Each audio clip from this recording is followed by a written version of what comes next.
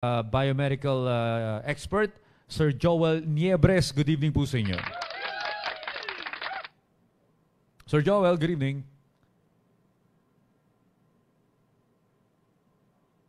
Nakamute po ata kayo, sir? Naririnig niyo po ba kami?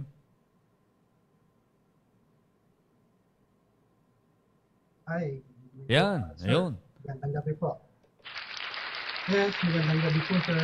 Yan. Sir Joel, gusto ko munang ipakilala ka sa ating mga viewers, ano? Lalo na sa mga kababayan natin. Yes, sir. Naririnig po, sir.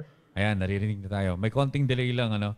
So, gusto ko muna ipakilala kayo sa ating audience, lalo na sa mga kababayan natin sa abroad. Sir Joel, paano ka ba napunta sa pagiging expert ng field ng biomedical engineering? Ano po ba yung eskwelahan mo dati? Ano po ba yung tinapos ninyo, sir?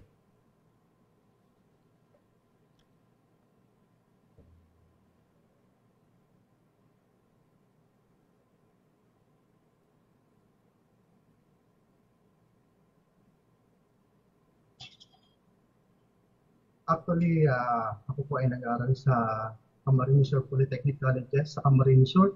So, we go in different training sa medical equipment hanggang sa dami po ng training namin pinagdaanan, natutunan na po namin. Alright. Okay, nasaan na po ba ang Pilipinas pagdating sa biomedical engineering? Tayo po ba'y nakakasabay sa mga first world countries pagdating sa industry na ito?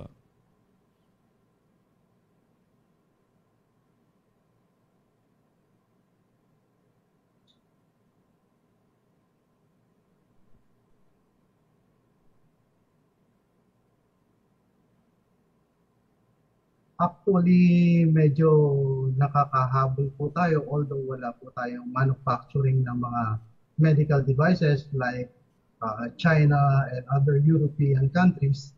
Pero dito po sa atin, nagsisimula na rin po tayo. Meron po tayo dito mga... Mga ano, sir? Go ahead, sir. Medyo nagkakaroon po tayo ng delay sa ating linya ng communication kay Sir Joel. Naririnig niyo po ba kami, sir? Meron po tayong mga manufacturing na rin dito, pero kalimitan po ay ini-export po natin. Parang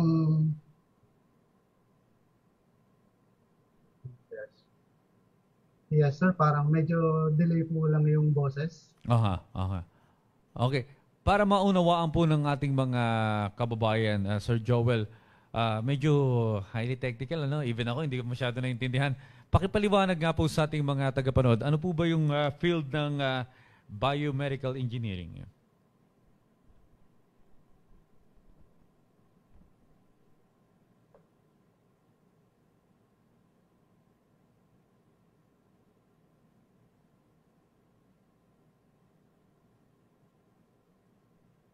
Ang biomedical engineering po, kami po yung nagti-testing ng mga equipment kung accurate ang mga result. For example po is sa ECG machine. Dapat po nating nati-testing mabuti yung kanilang mga result kasi baka mamaya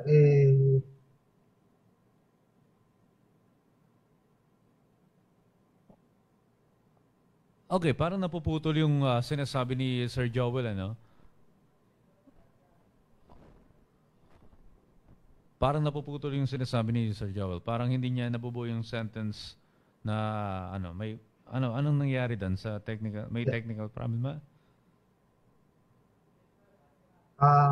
Medyo delay po. Yeah, medyo delay lang po siya kaya napapahinto po ako. Oh, go ahead, sir. Napapakinggan ka namin although medyo delayed po siya. Now, again, sir, pakiulit po yung aming pakipaliwanag po. Ano po? Nadidelay po yung boses. Pakipaliwanag po ulit, sir, para maintindihan ng ating mga tagapanood ngayon. Ano po ba itong field ng biomedical engineering para sa kaunawaan ng mga hindi well-versed sa ganitong industry? Okay.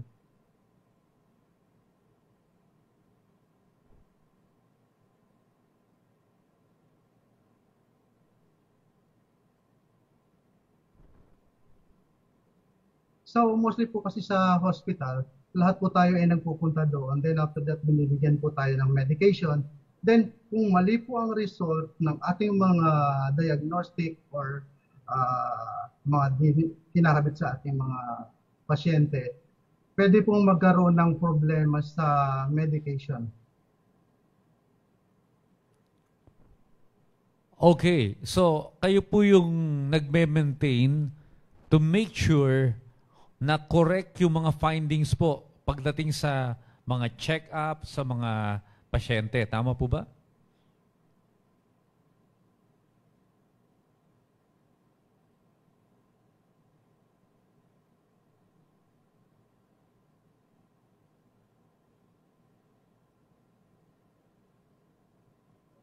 Yes, tama po. Alright, sir. So, kayo po bibigyan pagkilala. Maaari niyo po bang ikwento sa amin, sir, kung ano yung mga highlights po ng inyong career as a biomedical engineer?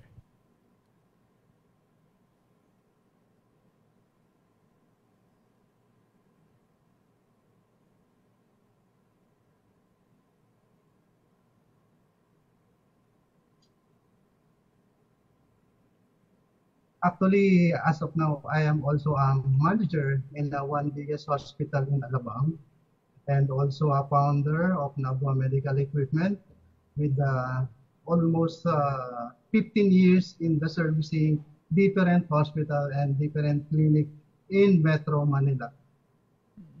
Well, in terms of technology, ano po yung mga dapat i-improve ng medical industry dito sa atin sa bansa para makasabay sa mga, alam mo, mga first world countries na mga medical facilities?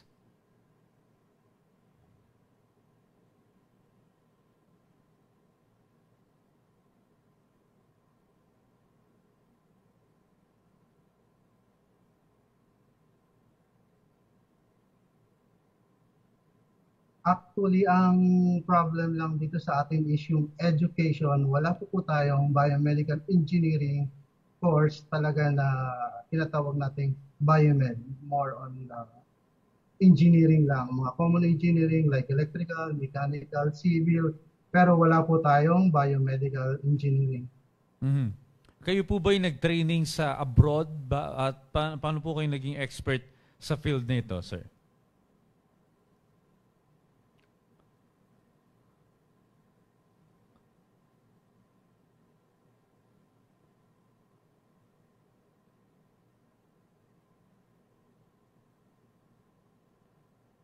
Actually, I go training with Malaysia, the Emergency Critical Care Institute.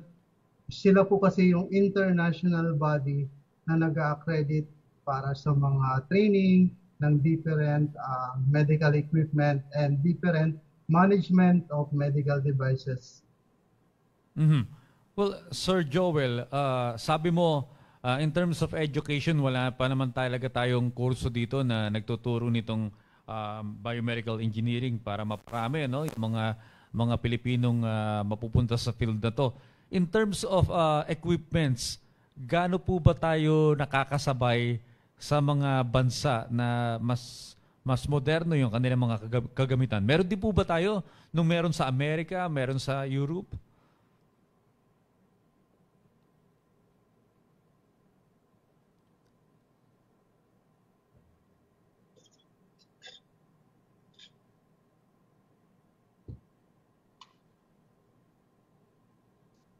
Yes, actually, meron naman po tayo. Most equipment from Europe and US we have now in the Philippines. And after that, they are training the different engineer. For example, the brand is GE. They will train in the US, in the Europe and Germany, and dedicated service engineer. Okay, well, Sir Joel, napansin ko lang, personal experience, yung mga tito ko na tumira sa abroad, like America, no? Na yung talagang first world yung kanilang medical technology doon. At of course, yung biomedical engineering nila ay mas nagagamit doon. na-extend yung buhay. Unlike yung mga nandito sa Pilipinas, medyo gumagastos na ng milyon pero ganoon din ang resulta, hindi pa rin napapagaling yung mga may sakit. At napapansin ko sa may mga pera, yung may pera, yung mga politiko, mga mayayaman, mga negosyante, sa abroad pa nagpapagaling. Dahil nga nandun daw yung first world na medical equipments, mas bago, mas sigurado. Bakit po ganun ang situation, Sir Joel?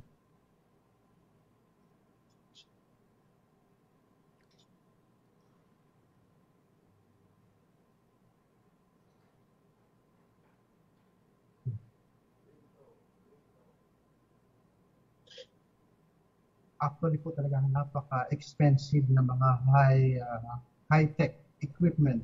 So, ang ibang bansa po is meron na sila pero sa atin parang hindi pa tayo maka-purchase dahil dun sa maintenance, spare parts, and everything.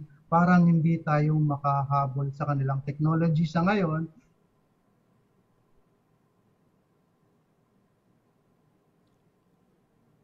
Alright, okay. So, well, ganun nga. Well, ano po bang dapat gawin? Kasi po kayo po yung expert sa field na to, no? Saan po dapat mag-invest ang mga private companies, private hospitals, and even ang Department of Health or yung ating national government para makasabay tayo sa mga ganyang mas advanced na mga bansa pagdating sa medical technology?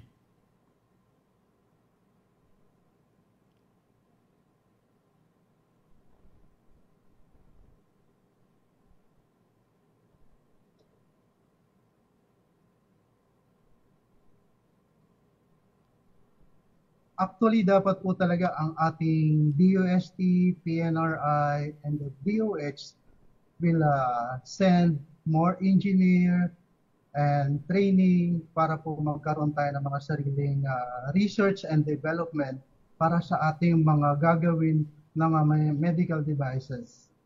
Mm-hmm. All right. So, sir, we will see you on December at parte din po kayo ng mabibigyan ng pagkilala ng Southeast Asian Premier Business and Achievement Awards. Ano pong inyong pong mensahe sa La Vista Corporation and gayon na rin po sa parangal na igagawad sa inyo sa darating na December?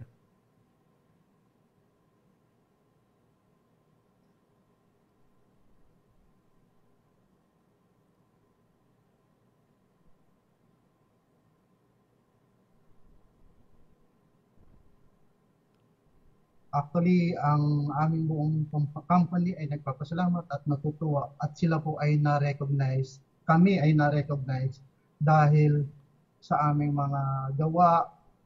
Siguro po talagang isang karangalan ang aming pagtanggap sa La Visual Corporation. Alright. Maraming salamat po sa oras na ibinigay niyo sa amin ngayon. Ano? And I hope to see you on December sa La Visual Corporation sa awarding ceremony. Ating po nakapanayam ang isang eksperto po sa biomedical engineering. Siya po may 30 years expertise sa field ng medical engineering o biomedical engineering. Sir Joel Niebres, again, mabuhay po kayo. Congratulations and good luck po sa mga susunod pa ninyong endeavors. Maraming salamat, sir.